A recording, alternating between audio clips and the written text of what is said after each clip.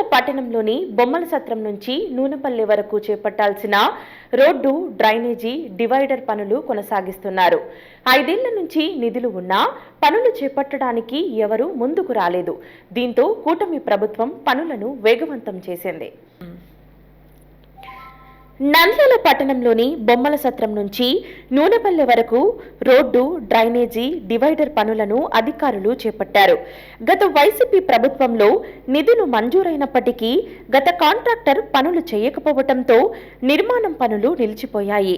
కూటమి ప్రభుత్వం అధికారంలోకి వచ్చిన తర్వాత గత పాత కాంట్రాక్టర్ పనులను వేరే కాంట్రాక్టర్కు అప్పగించడంతో పనులు చేపట్టారు. 60 అడుగుల వెడల్పు గల రోడ్డు, ఫుట్పాత్, డ్రైన్లు, డివైడర్ పనులు చేపట్టారు. 13.4 కోట్లతో రోడ్డు విస్తరణ, సుందరీకరణ పనులు జరగనున్నాయి.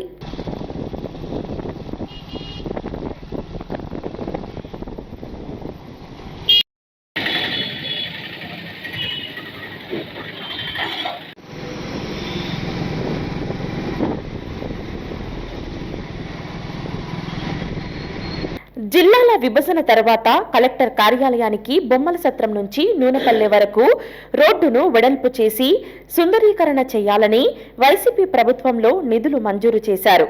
అప్పటి కలెక్టర్ మనజిర్ జిలానీ సామున్ కలెక్టరేట్ ముందు రహదారి విస్తీర్ణం చేయించారు. కొంతమేరకే పనులు చేసి వదిలేశారు. నూనెపల్లె బ్రిడ్జి నుంచి వ్యవసాయ క్షేత్రం వరకు అప్పట్లో ఆక్రమణలు తొలగించి రోడ్డు విస్తరణ పనులు చేశారు. ఆర్ఏఆర్ఎస్ నుంచి బొగ్గులైన్ మీదుగా బొమ్మల సత్రం వరకు రోడ్డు విస్తరణ పనులు రాజకీయ పరిణామాల మధ్య నిలిచిపోయాయి. గత వైసీపీ ప్రభుత్వంలో 2 నాయకుల మధ్య ఓట్ బ్యాంకు కోసం పనులను నిలిపివేసినట్లు గతంలో ఆరోపణలు వినిపించాయి. అధికారులు బొగ్గులైన్లో అక్రమదారులకు పలు దఫాలుగా నోటీసులు ఇచ్చినా ఫలితం లేకపోయింది. దాదాపు 40 ఏళ్ల నుంచి బొగ్గులైన్ వాసులు రోడ్డుకు ఇరువైపులా షెడ్లు, భవనాలు నిర్మించుకొని నివాసం ఉంటున్నారు. ప్రమాదమని తెలిసినా అక్కడే జీవనం సాగిస్తున్నారు. వేరే ప్రాంతాల నుంచి వలసలు వచ్చి కూలీ పనులు చేసుకుంటూ జీవనం సాగిస్తున్నారు.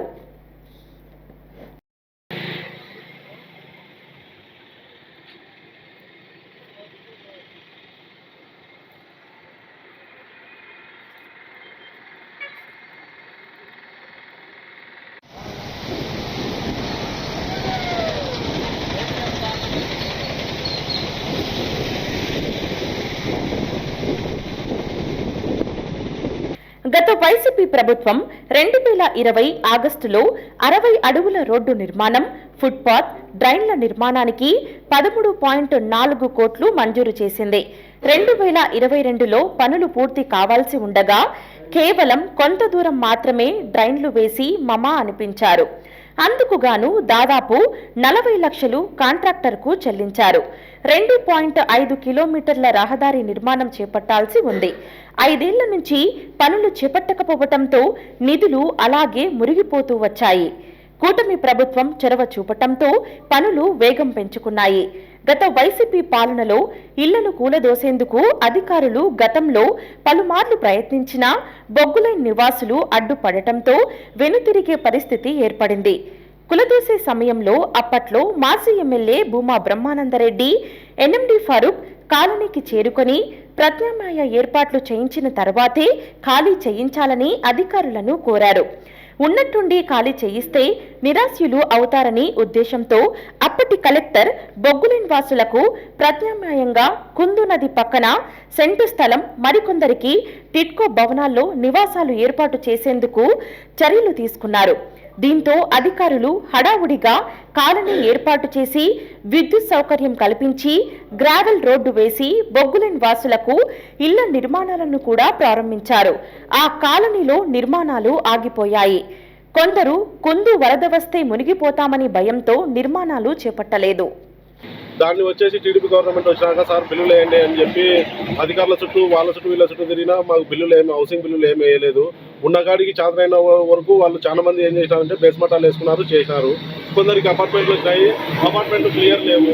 కొందరికి డబల్ ఇచ్చారు, వాళ్ళు కొట్లాడుకుంటారు. మళ్ళీ వాళ్ళు అక్కడి నుంచి వచ్చి ఇక్కడనే ఉంటున్నారు. అపార్ట్మెంట్కి క్లారిటీ లేదు. ఇప్పుడు సార్ దగ్గరికి మన మినిస్టర్ సార్ గారిని కలవడం జరిగింది. కలిస్తే సార్ గారు ఏమంటారంటే మీకు 1 సెంటు కాదు 2 సెంట్లు ఇస్తానన్నాడు. ఇంకా చాలా సంతోషం అనిపించింది. 1 సెంటు కాదు 2 సెంట్లు ఇస్తానంటే ఇంకా చాలా సంతోషమే అనిపిస్తుంది. 2 సెంట్లు ఇస్తానన్నాడు కానీ దానికి హౌసింగ్ బిల్లులు వేసి ఏదో మాకు కొంచెం టైం ఇస్తే ఇల్లు కట్టుకున్నాక మేము వెళ్ళిపోవడానికి మేము రెడీ. మేము అభివృద్ధికి ఆటంకం కాదు, మేము ఖచ్చితంగా ఇక్కడ నుంచి వెళ్ళిపోవాలని ఉన్నాం. మాకేమో ఇక్కడ దుమ్ము ధూళికి రోడ్ల మీద యాక్సిడెంట్లో ఉండాలని ఇక్కడ ఉన్న ప్రజలు, మా బొగ్గులైన ప్రజలు ఎవరు కోలుకోవడం అందరూ. రాత్రి వేళలో బొగ్గులైన్ రోడ్డును ఆనుకొని నిద్రిస్తుండగా రోడ్డు ప్రమాదాలు జరిగి చనిపోయిన సంఘటనలు కూడా ఉన్నాయి. ప్రస్తుతం కూటమి ప్రభుత్వంలో బొగ్గులైన్ వాసులకు ప్రత్యామ్నాయంగా ఇళ్ల స్థలాలు చూపిస్తారని అన్నారు. కాగా 1992లో 2007లో బొగ్గులైన్ వాసులకు పట్టాలు ఇచ్చారు. కానీ స్థలాలు చూపలేదు. సర్వే నంబర్ 284లో ఇళ్ల పట్టాలు 2007లో ఇచ్చారు. స్థలాలు చూపకపోవటం లబ్ధిదారులు ఎన్నిసార్లు అధికారుల చుట్టూ తిరిగినా ఉపయోగం లేకుండా పోయింది. ప్రస్తుత కూటమి ప్రభుత్వంలో అయినా బొగ్గులైన్ వాసులకు ప్రత్యామ్నాయ ఏర్పాటు చేసి రోడ్డు విస్తరణ అభివృద్ధి కావాలని కోరుతున్నారు. కానీ గత వైసీపీ ప్రభుత్వం కూడా మాకు ఇస్తామని చెప్పేసి మా ఇళ్ళను మమ్మల్ని చాలా ఇబ్బందికరం గురించి చేసింది. ఇప్పుడు కుటుంబ ప్రభుత్వంలో కూడా మాకు ఇల్లు ఇస్తామన్నారు కానీ వేరే ఏర్పాటు లేదు. కానీ మేమైతే అభివృద్ధికి అయితే మేము సహకరిస్తాం. ఇక్కడ నుంచి మేము పోనీకైతే రెడీ. మేము రోడ్డు పని ఉండాలనే మాకేం ఆసక్తి లేదు.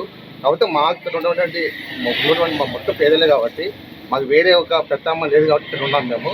దయచేసి ఎమ్మెల్యే గారు, ఎంపీ గారు దయచేసి మాకు ఇక్కడ నుంచి మేము ఇక్కడ నుంచి ఏదైతే కంపల్సరీ పోనీడున్నామో మాకు మీరు ప్రభుత్వం ద్వారా మాకు ఒక స్థలాలు కానీ ఒక పక్కలు కానీ కట్టి మనవి చేస్తున్నాం. 600 కుటుంబాలు ఉన్నాయి. దాంట్లో ఒక 150 మందికి అక్కడ స్థలాలు ఇచ్చారు. 170 మందికి వచ్చేసి అక్కడ కిట్కోడ్లు ఇచ్చారు. దాదాపు ఏమంటే మా ప్రజలు ఏమంటే మా కిట్కోడ్లు వద్దు, ఇక్కడ మా స్థలాలు అడిగినారు. అలాగే ఇంకొక 70 ఇళ్ళు 80 ఇళ్ళు మాత్రం దాదాపు 100 ఇళ్ళు అనుకుంటా అక్కడ అది లేఅవుట్ 1లో ఎస్ఆర్బీసీ కలర్ ఎన్నికిచ్చారు. దానికి పరాగా ఇచ్చారు కానీ దాని స్థలాలు కూడా ఏం లేదు, మాకైతే ఇవ్వలేదు. అదే సార్ మాకు కావాలి. మేము రోడ్ల మీద ఉండాలని మాకేం ఎప్పటికైనా లేకపోతాం సార్. మాకు ఇచ్చిన స్థలాలకు బిల్లులన్నీ వేయండి, ఇళ్ళన్నా కట్టేయండి. మాకు ఏదో ఒక అవకాశం ఏదే తీసుకొని మీరు గవర్నమెంట్ వాళ్ళు మమ్మల్ని మీరు ఎప్పటికైనా మీరు లేచిపోమంటే మేము లేచిపోతాం. కానీ మాకు ఏదో ఒకటి న్యాయం చేయాలి. అదొక్కటి స్వామి, మమ్మల్ని దయచేసి మీరు మమ్మల్ని రోడ్ల మీద ఉన్న వాళ్ళను చర్య తీసుకొని మాకు ఏదో ఒక న్యాయం చేయండి మీరు. హలో అండి, నేను మీకు Rakshitha. Please to subscribe Nandyal communications.